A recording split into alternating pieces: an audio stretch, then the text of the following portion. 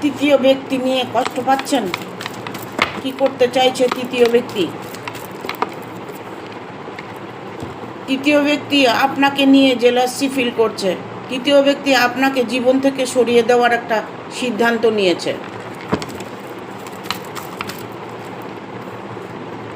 যে মানুষটার সাথে আপনি ডিল করছেন সেই মানুষটি আপনার সহায় আছে।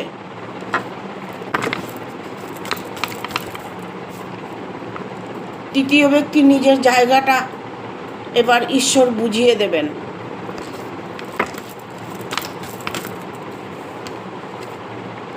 তার খারাপ কর্মের ফল উনি ভোগ করছেন।